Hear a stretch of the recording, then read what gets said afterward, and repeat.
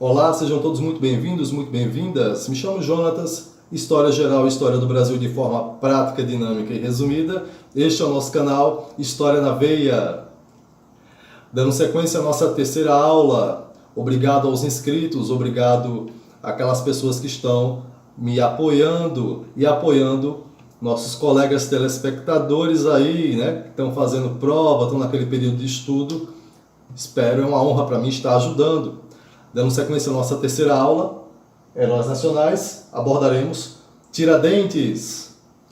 Joaquim José da Silva Xavier, seu nome de batismo, foi um homem que exerceu várias profissões na vida. A de mais destaque foi a de dentista, que deu origem ao seu apelido Tiradentes, e militar. Nosso herói, ele foi militar, exercendo a patente de alferes. Alferes, o que hoje corresponde à patente de segundo tenente do Exército Brasileiro. O lance é que naquele período ele não era do Exército Brasileiro, e sim ele servia ao Exército Imperial. Vamos recapitular: alferes, o mesmo que segundo tenente do Exército Brasileiro nos dias de hoje. Tranquilão até aí? Cansado do autoritarismo, cansado de dar ordem, de receber ordem daquele lance, ele se afasta do serviço militar e, com um olhar visionário, com um olhar multifocal, ele começa a observar e se dar por insatisfeito com as coisas que estavam acontecendo na região de Minas Gerais naquele período. Ele se junta com outros homens e formam um movimento de caráter republicano e separatista, pois Portugal cobrava altos impostos da população de classe média e da alta classe das Minas Gerais. O primeiro imposto terrível era o seguinte: a população, no período de 365 dias, que equivale obviamente a um ano, tinha que ceder para a corte portuguesa 20% dos seus lucros anuais. Esse imposto era chamado de quinto. Daí surge a expressão quinto dos infernos. Ah, lá vem aquele cara lá do quinto dos infernos para perturbar. Ah, quer saber? Você vai lá para o quinto dos infernos. Surgiu do período do nosso amigo aqui, nosso herói. E está em vigor até os dias de hoje. Quinto dos infernos. Dando sequência, se ou que chegasse o final do ano e a população não cumprisse com o famoso quinto dos infernos, Portugal lançava outro imposto terrível chamado de derrama. A derrama era o seguinte: os portugueses, eles invadiam as residências de classe média e alta classe e subtraíam tudo que tivesse de valor, joias, ouro, haveres, tudo que tivesse de valor, eles subtraíam como forma de suprir, né, o que não tinha sido pago no quinto dos infernos. Com a derrama, esse confisco, Portugal retirava. E se ainda não se dessem por satisfeitos, acumulavam juros para o ano seguinte. A pessoa terminava o ano endividada e já começava o ano, obviamente, mais endividada ainda, e tinha que passar por toda aquela dificuldade, aqueles percalços novamente com a corte portuguesa.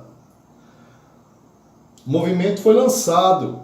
Nosso herói, Joaquim José da Silva Xavier, lidera tal movimento, chamado de Conjuração Mineira para nós brasileiros. Através de uma delação, a famosa caguetagem, membros do seu grupo, formado por religiosos, políticos, fazendeiros, os delatam para Portugal. Portugal fica sabendo desse movimento que queria combatê-los. E justamente no dia da derrama, o que Portugal fez? Lançou a devassa. Não estou falando da cerveja, não. A devassa era o seguinte: foi um golpe em cima de outro golpe. Portugal, já sabendo que eles queriam dar um golpe, realizar um movimento que se iniciou em 1789, lançou a devassa. Conseguiu capturar os membros do movimento com a devassa e levá-los até a prisão. Já os delatores ficaram numa boa, né? Tiveram delação premiada, foram perdoados do quinto dos infernos e foram perdoados da derrama. tendo seus impostos totalmente sanados, quitados para com Portugal. 3 anos se passam. Nosso herói, juntamente com outros membros da Conjuração Mineira, são levados a um tipo de julgamento, porém são perdoados. A coroa portuguesa decide perdoar todo mundo, exceto Joaquim José da Silva Xavier Tiradentes, que foi condenado à morte.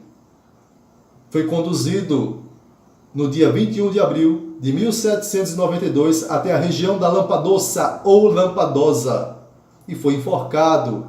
Como se não bastasse, teve seus membros cortados, né? Ele foi totalmente esquartejado e suas partes foram espalhadas por diversas regiões para mostrar para a população que jamais se atrevesse a se levantar contra a corte portuguesa. O movimento falhou por sua vez, né? A Conjuração Mineira, que Portugal chamava de inconfidentes, chamavam estes homens de inconfidentes, ela falhou através de uma delação, de uma traição. Porém, marcou época como símbolo da resistência, da luta pela democracia, digamos assim, como uma forma de buscar liberdade. Era um movimento de caráter separatista. Queriam se separar de Portugal a qualquer custo. A bandeira, aquela bandeira branca com um triângulo escrita em latim, liberdade antes tarde do que nunca. A turma visava apenas a liberdade, não só a sua liberdade dos membros bem favorecidos da sociedade mineira, de classe média e alta classe, como também dos pobres que sofriam. Se os de alta classe sofriam, imagina a população menos favorecida. Após sua morte, seu enforcamento, né, e seu esquartejamento, ele continuou com a fama de bandido. Somente depois da proclamação da República de 15 de novembro de 1889, adivinha o que acontece? Nosso herói, ele é reconhecido oficialmente como herói nacional. Pintaram ele com aquele estereotipo de Jesus Cristo, barbas longas, cabelos longos, homem sério, né, de olhar fixo, que está nos livros de história e em diversos murais até os dias de hoje. Porém, há uma contradição. Quando ele foi preso, quando ele foi enforcado, ele estava com a cabeça raspada e a barba raspada, pois todo prisioneiro tinha que passar por esse processo, um tipo de padronização e higienização que ocorria naquelas prisões, naquele período, e que ocorre até nos dias de hoje também nos presídios. Espero ter ajudado. Foi uma honra mais uma vez. Até a próxima aula. Não se esquece de deixar o like, de deixar aquele comentário, compartilha, se inscreve no canal. Vamos levar progresso aí a quem precisa, cultura, história a quem precisa. Até a próxima aula. Muito obrigado.